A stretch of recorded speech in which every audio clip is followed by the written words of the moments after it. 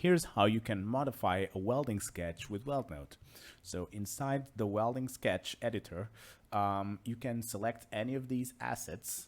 And for example, with the text, you click on it twice and you can change it to a number, into any kind of text.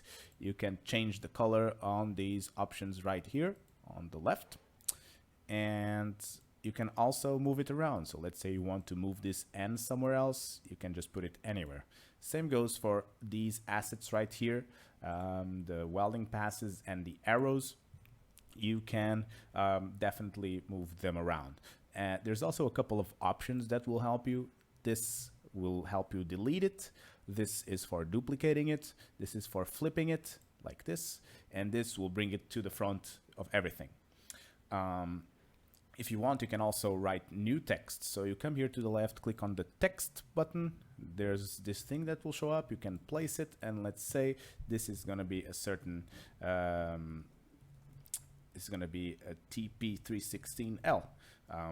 And you can do the same, like duplicating it and putting it on the other side. So you can also write new text. You can also add new symbols by clicking on the joint preparation symbol here. This will serve for filtering. Let's say I want a new arrow on this side right here. Maybe I want to specify the thickness in here. And you can do this and also, for example, changing this text to T equal 10 millimeters, something like this. Finally, you can also change the structure of these passes right here. This is currently just a block, which you can replace by clicking here with another asset. Let's say this one.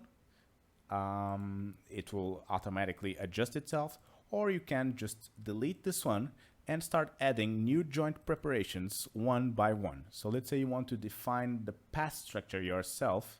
You can use these balls on the bottom, on the corners, to change the sizing. You can also use this bottom one to rotate it. And then you can just start duplicating. Here you go. Duplicate, duplicate.